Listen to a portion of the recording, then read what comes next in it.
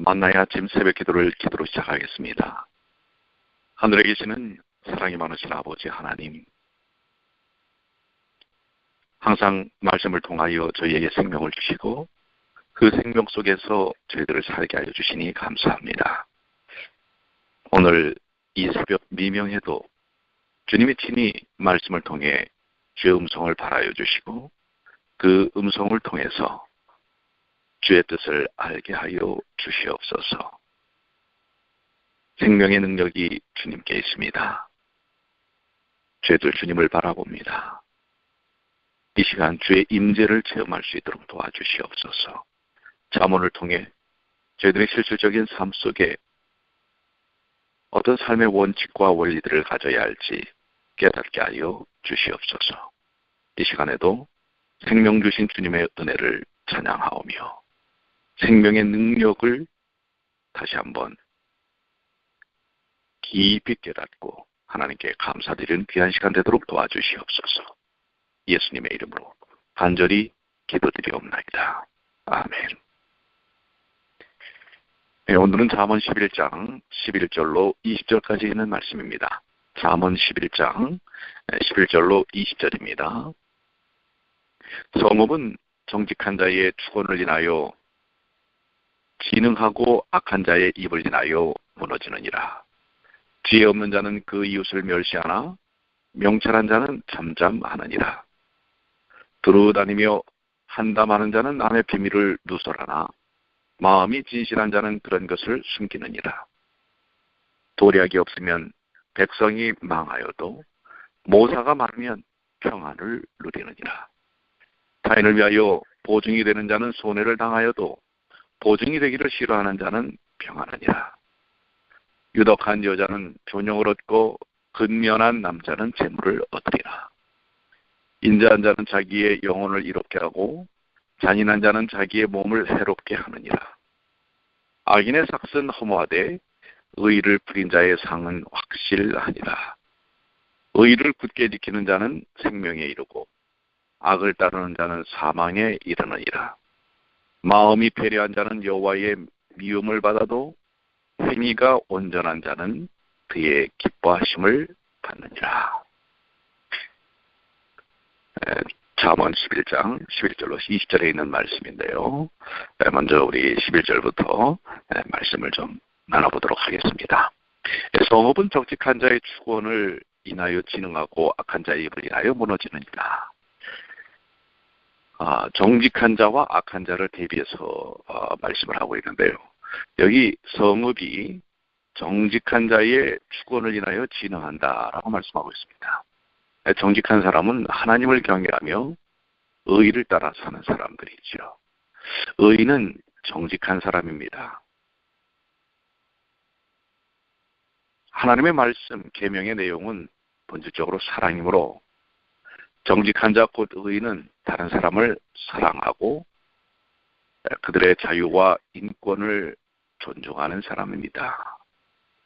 즉 하나님 앞에 본인이 바르게 서고 또 다른 사람들에게도 그 생명의 소중함을 인정하는 사람들이라고 할 수가 있겠습니다. 성읍은 정직한 자의 축원으로 진흥한다라고 하고 있는데요. 이 축원이라고 하는 것은 축복의 기원, 기도라고 얘기할 수 있죠. 하나님께서는 의로운 자, 의인의 기도를 잘 들어주십니다. 우리가 마음속에 악을 품으면 하나님께 기도할 수도 없겠지만 그 기도를 하나님께서 응답하시기 어렵습니다. 그러나 야고보서 5장 16절에 있는 말씀처럼 의인의 간구는 역사하는 힘이 많다고 했습니다. 성읍이 진흥한다라는 말은 여러 방면에서 우리가 이해될 수 있는데요. 우리가 사는 이 세상에 전쟁이나 범죄가 없는 평안한 사회가 되기를 소망합니다.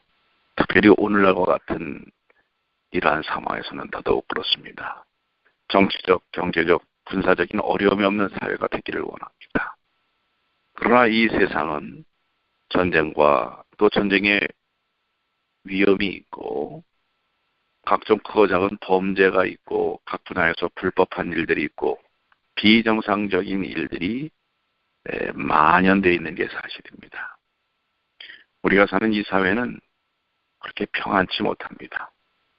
그러나 의로운 자들, 믿는 자들이 이 세상을 위하여 간구하고 축원하는 일이 필요합니다. 기도하는, 중보 기도하는 일이 필요합니다. 그럴 때 이 사회를 하나님의 은혜로 감싸주신다고 하는 사실입니다. 하나님께서 인도하신다는 사실입니다. 그래서 믿는 자들의 중보의 기도가 매우 필요합니다. 지금도 지구촌 구석구석에서 전쟁의 참화가 일어나고 있습니다. 무고한 많은 이들이 죽어가고 있습니다. 우리가 그 일들을 위하여 기도할 필요가 있습니다. 아마도 오늘날의 세상을 향하여 딱 필요한 말씀이 아니겠습니까? 성읍은 정직한 자의 축원을 인하여 진흥한다. 그러나 성읍은 악한 자의 입에 의하여 또한 무너지기도 합니다. 악한 자는 하나님을 무시하고 도덕적으로 타락한 자들입니다. 그들의 말들이 성읍을 파괴시킵니다. 그들의 말과 그들의 입은 이웃을 혼돈케 하고 망하게 합니다. 오늘날 우리 고국 대한민국이 이북과 대치되어 있는 것 아시지 않습니까?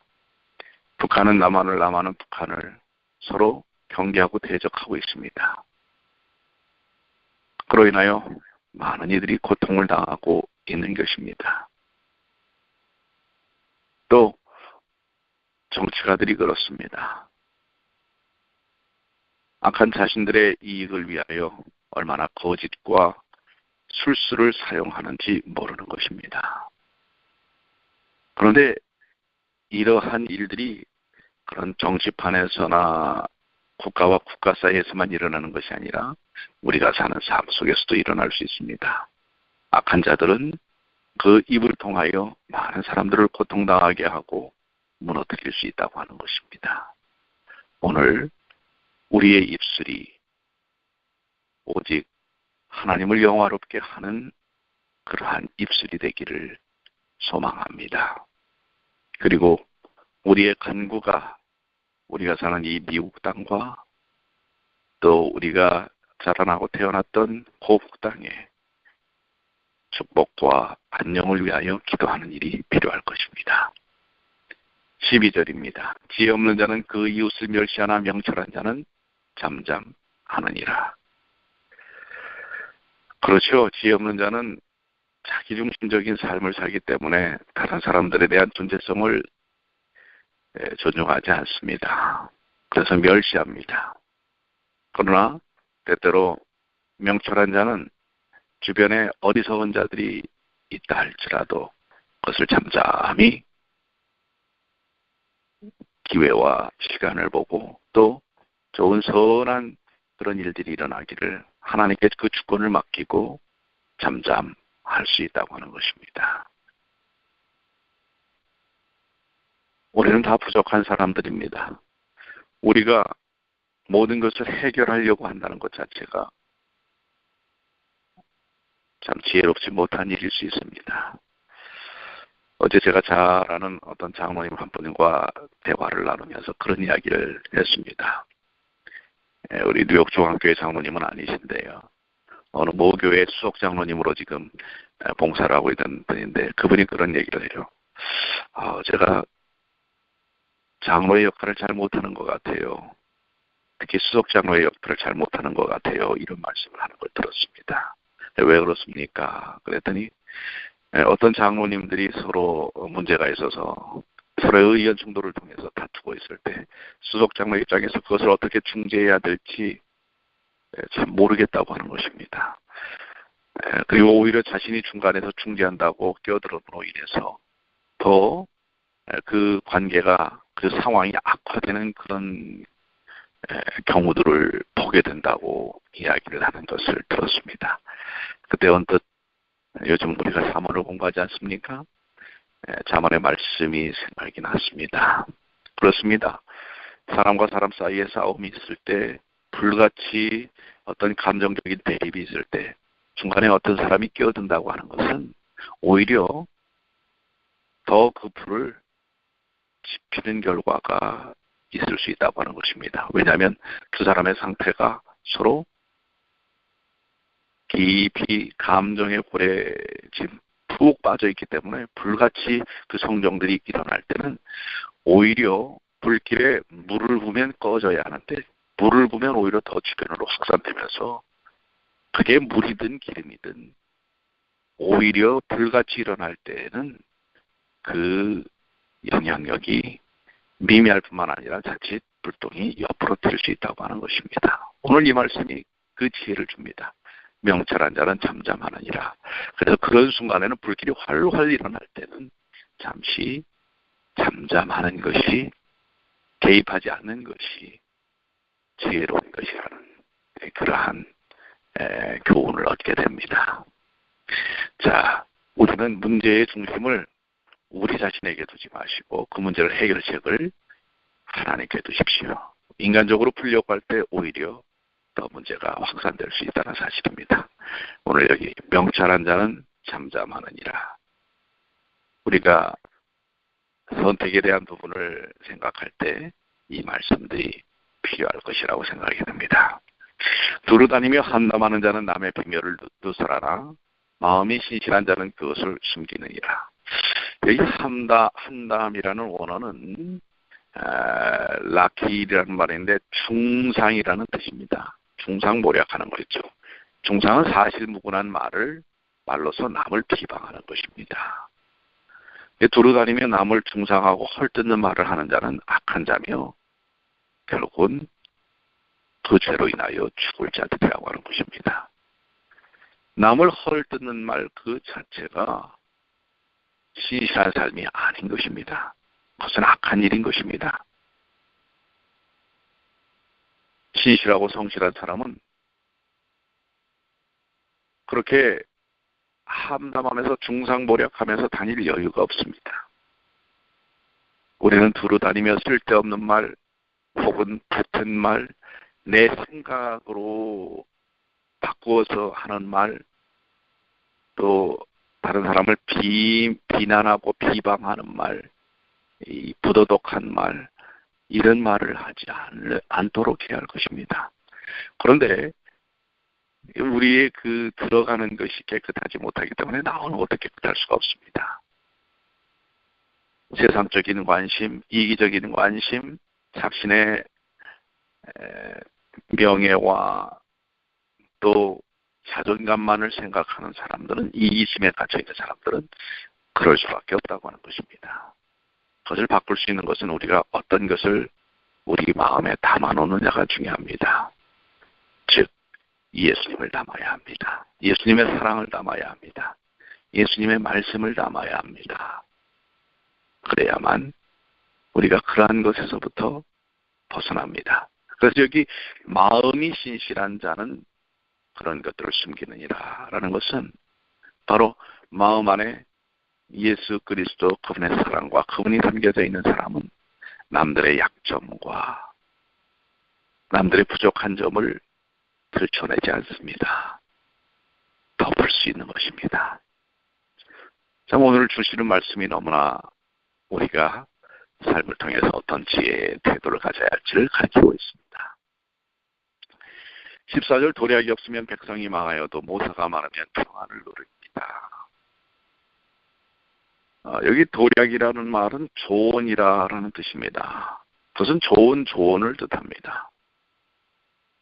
그러니까 이 우리의 삶에 좋은 조언들은 상당히 중요합니다.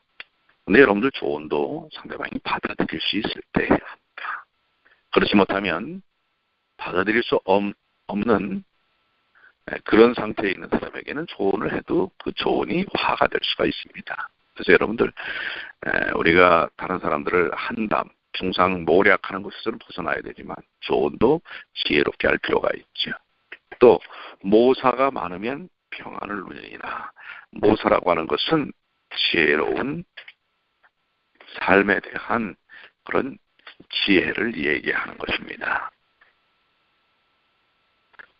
그래서 모사가 많은 것, 그리고 삶의 계획과 플랜이 우리의 삶 속에서 있어야 한다고 하는 것입니다.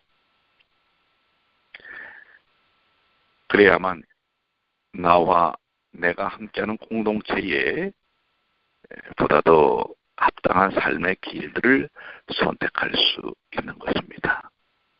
여기서 말하는 모사라고 하는 것은 지혜로운 플랜, 직관력을 이야기하는 것이라고 이야기할 수가 있습니다. 15절 타인을 위하여 보증이 되는 자는 손해를 당하여도 보증이 되기를 싫어하는 자는 평안하니라. 이 보증 문제에 대해서는 우리가 이미 여러 차례 말씀했기 때문에 넘어갑니다. 16절 유독한 자는 존영을 얻고 근면한 남자는 재물을 얻느니라. 이건 말씀 그대로죠. 유독한 자는 존영을 얻고, 유독한다라는 것은 은혜, 덕스럽다, 아름답다라는 것입니다. 사람의 덕성은 내면적, 인격적인 아름다움입니다. 유독한 사람은 정말 내면이 아름다운 사람입니다. 그것은 하나님을 경외하고 그분의 성품을 드러내는 사람이라고 할 수가 있습니다. 다 똑같지는 않겠지만은 우리에게 필요한 여정상이 있다면 오늘 여기 잠언에 있는 말씀처럼 유독한 덕이 있고 인격적으로 아름다운 그 마음이 따뜻하고 희망적이고 소망적인 하나님 중심적인 삶을 사는 사람이 아니겠습니까? 말만 하면 누구를 비난하고 독설을 내어 뽑는 그런 입을 가진 사람들이 아니라 말만 하면 따뜻하고 다른 사람들에게 희망을 주는 그런 삶이 유독한 사람인데요. 존영을 얻는다. 그것은 주변 사람들에게 존중함과 칭찬과 좋은 평판, 존경을 받는다고 하는 것이지요. 근면한 남자는 재물을 얻느니라. 사실 오늘날 많이 사람들에게 이렇게 이야기되는 말들이 생활력이 있느냐라고 하는 것입니다. 여기서 근면함이란 강함이란 뜻도 있지만 그것은 삶에 적절한 능력을 갖는 것을 이야기하는 것입니다. 근면한 사람은 재물을 얻느니라. 생활력이 있어야 합니다. 특별히 가정을 책임져야 할 가장들은 생각만이 아니라 삶을 통해서 가족들을 부양할 만한 그런 강한 생활력을 가져야 한다고 하는 것입니다. 자, 우리의 삶의 내면에는 덕스러움을 또 밖으로는 강인한 생활력을 갖는 것이 얼마나 중요한 것인지 우리 그리스도인들은 참으로 멋진 사람들입니다. 그 삶을 멋지게 이끌어 나가는 하나님 중심적인 삶이 그리스도인의 삶이라고 이야기할 수 있습니다. 인자한 자는 17절에 인자한 자는 자기의 영혼을 이롭게 하고 잔인한 자는 자기의 몸을 해롭게 하느니라. 여러분들 말씀 그대로지요. 18절 악인의 삭은 허무하되 의를 뿌리는 자의 예상은 확실하니라. 그렇습니다. 그 삶의 선택의 결과는 드러나게 돼 있다고 하는 것입니다. 19절 의를 굳게 지키는 자는 생명에 이르고 악을 따르는 자는 사망에 이르느니라. 분명히 그렇습니다. 의를 따르는 자는 생명 안에 있습니다. 어제 묵상을 하면서 그런 생각을 많이 했습니다. 우리가 살아있다는 것과 죽는 것의 차이가 무엇일까? 그것은 생명입니다. 우리가 생명이 있다고 하는 것입니다. 그럼 여러분들 생명이 있습니까? 당연히 생명이 있지요. 그러나 그 생명이 한시적인 생명이라면 곧 소멸될 사망에 이르는 생명입니다. 그런데 생명의 근원이신 예수 안에, 예수님 안에 있는 사람들은 소멸될 생명이 아닌 영원한 생명을 가진 사람들이라고 하는 것입니다. 오늘 이 아침에 여러분과 저는 생명을 가진 자들입니다. 한시적 생명이 아닌, 그래서 시간이 되면 이제 그 생명의 기운이 끊어져 버리는 인생이 아니라 영원히 생명의 주제이신 그분께 연결되어서 영원한 생명을 가진 사람이라는 사실을 기억하십시오. 그래서 이 땅에서 아둥바둥 살 일이 없습니다. 근면하게 강인한 생활력과 덕스러운 유덕한 삶을, 인품이 유덕한 삶을 드러내야 합니다. 그러나 이 땅에 집착하고 이 땅의 삶의 목적에 그저 주저앉아 있는 인생들이 아니라는 사실을 우리는 기억해야 할 것입니다. 20절 마음이 패력한 자는 여호와의 믿음을 받아도 행위가 온전한 자는 그의 기뻐하심을 받느니라. 마음이 패려한 자, 패려라는 것은 패역이라는 말의 뜻입니다. 이것은 정상적이지 않은 마음을 가리킵니다. 정상적이지 않은 마음들이 여태까지 나왔던 그런 많은 이야기들이겠지요. 결국 정상적이지 않은 마음을 가진 사람들은 하나님께서 그 마음을 받을 수가 없습니다. 그러나 행위가 온전한 자는 그의 기뻐하심을 받느니라. 우리가 어떻게 행위가 온전하게 될까요?